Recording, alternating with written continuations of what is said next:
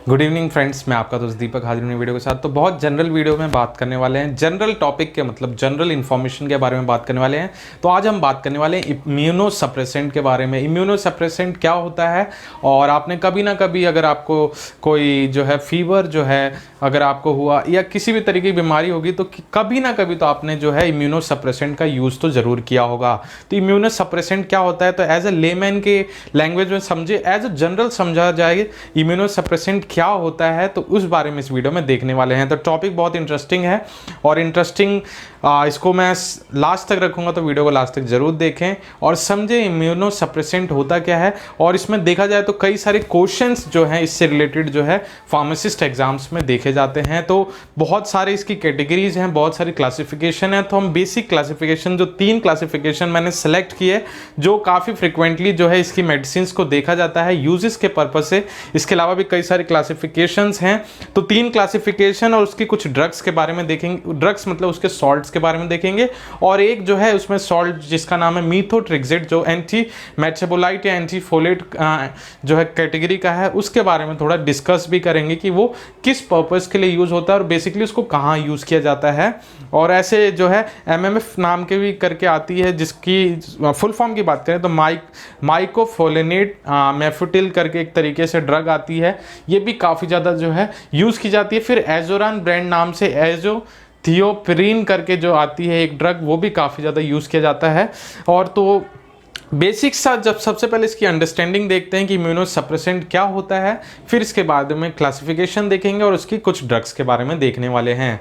तो immuno suppressant बहुत जो है यूज़ होता है हमारी जो है देखा जाए तो कई सारे जो है चीज़ों में जो है इम्यूनो सप्रेसेंट का यूज़ किया जाता है। बेसिकली इम्यूनो सप्रेसेंट एजेंट से अगर आप इसको डिवाइड करके देखें तो बेसिकली इसको डिवाइड करके देखा जाए तो यहाँ पे 2 चीज़ें जो हैं, अगर आप इसको डिवाइड करें तो इम्यूनो सप्रेसेंट, तो सप्रेसेंट का बेसिकली मतलब क्या होता है, तो सप्रेसेंट का मतलब होता है किसी चीज़ को सप्रेस करना या दबाना किसी चीज़ को। और इम्यूनो मतलब इम्यूनो यहाँ पे जो है हमारी इम्यूनिटी से जो है लिंक, इम्यूनिटी से ये सबको बनाया गया है। तो हमारी इम्यूनिटी को जो सप्रेस करते हैं उस एजेंट को हम इम्यूनो सप्रेसेंट बोलते हैं। और इम्यूनो सप्रेसेंट की ज़रूरत क्या पड़ती है, बेसिकली हमारी इम्यूनिटी क्या करती है, तो लिम्फोसाइट्स होते हैं टी और बी लिम्फोसाइट्स के बारे में आपने जरूर सुना होगा। टी और बी लिम्फोसाइट्स होते हैं, ये एक तरीके के सेल्स हैं जो एंटीजन जो है एज अ एंटीबॉडी और जो है इन्फेक्शंस जो हैं उसको फाइट करने के लिए जो है टी लिम्फोसाइट की बात करें तो डायरेक्टली इन्फेक्शन से फाइट करता है,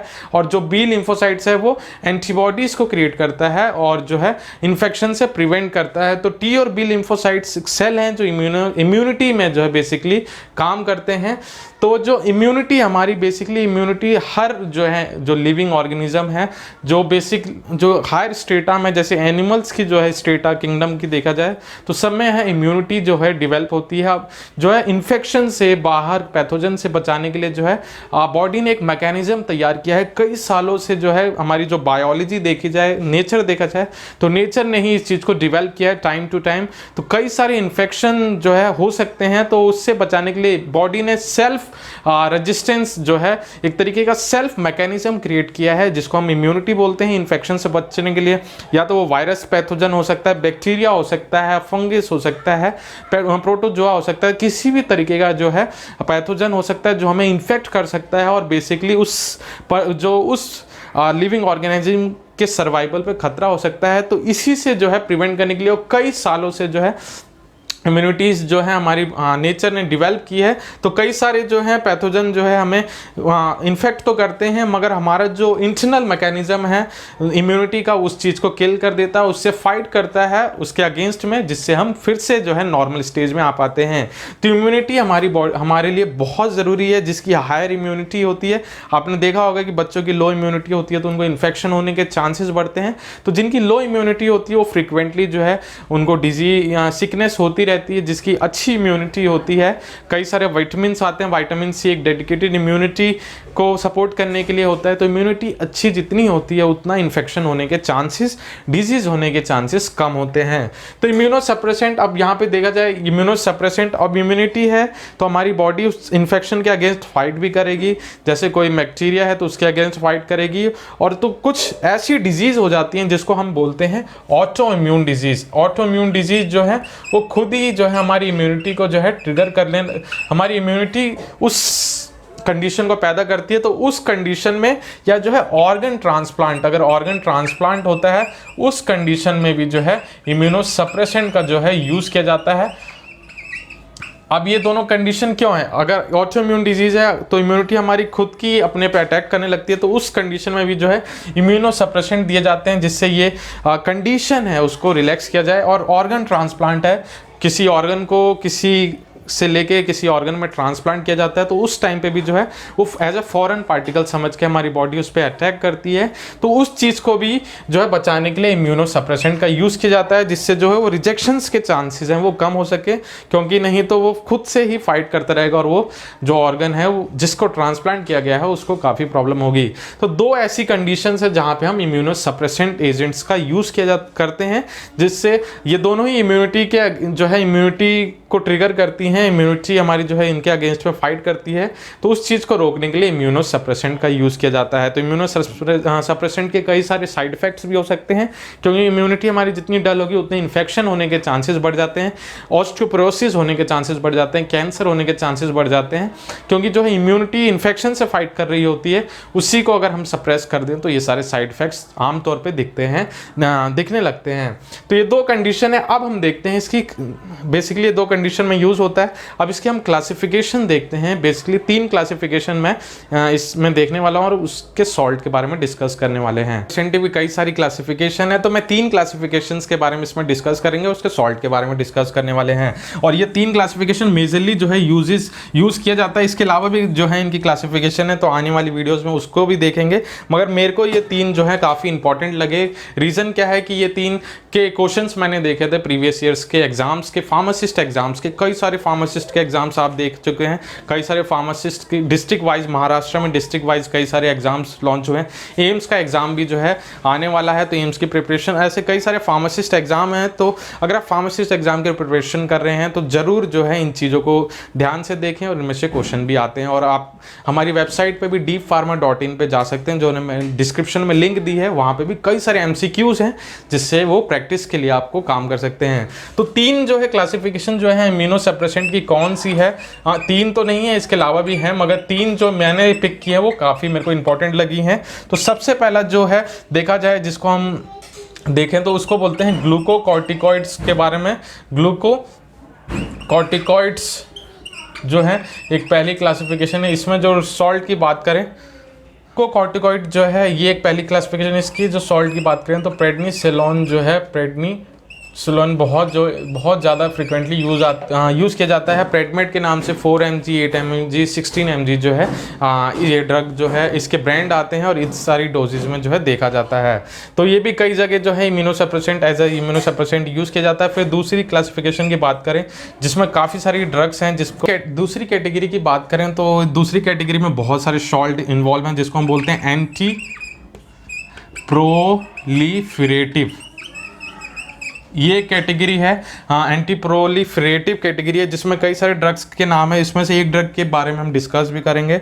तो सबसे पहले ड्रग की बात करें तो इसमें जो है ड्रग आती है जिसको बोलते हैं एजाथियोप्रिन करके, जो है जिसके बारे में मैंने आपको बताया एजरोन नाम से जो है यूज़ की जाती है। बेसिकली इसका जो यूज़ है वो रीनल एजाथियोप्रिन जो है पहली सॉल्ट हो गई। दूसरी बात की जाए इसमें बहुत इंपॉर्टेंट है, जिसको हम बोलते हैं मीथोट्रेक्सिट।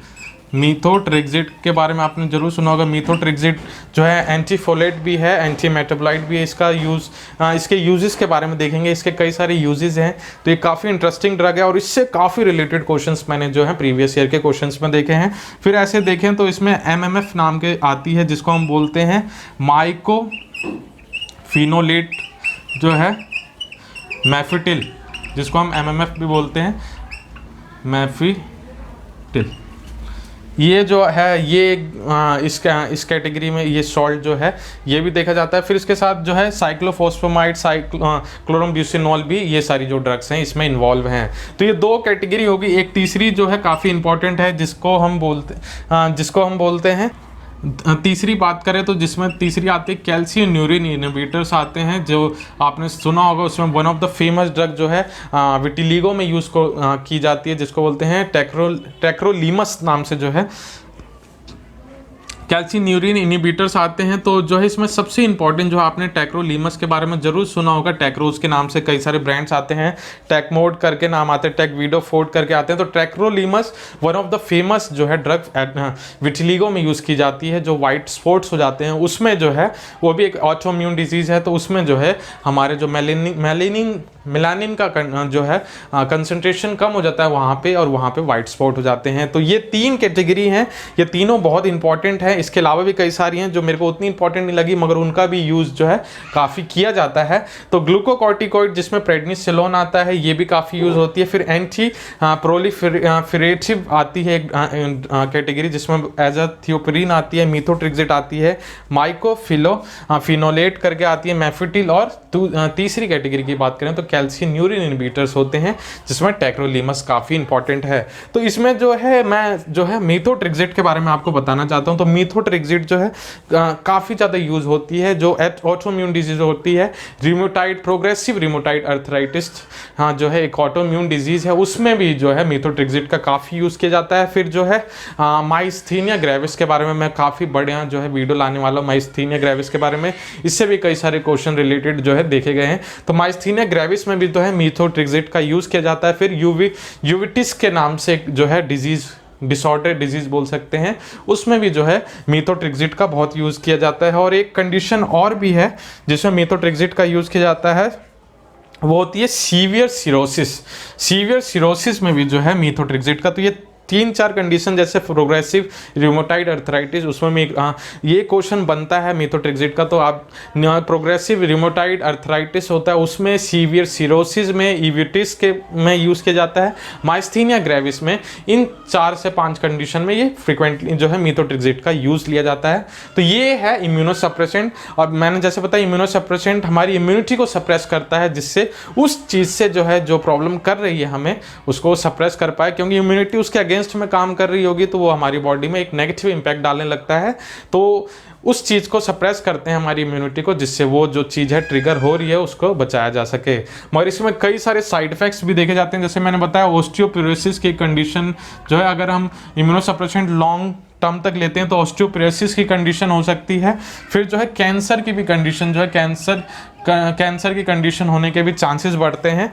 तो और भी कई सारे साइड इफ़ेक्ट्स हैं। हमारी इम्यूनिटी वीक होने से हमें इन्फेक्शन होने के भी चांसेस ज़्यादा हो जाते हैं। इन्फेक्शन होगी, ज़्यादा जल्दी इन्फेक्शंस होंगे तो हम ज़्यादा बीमार पड़ेंगे।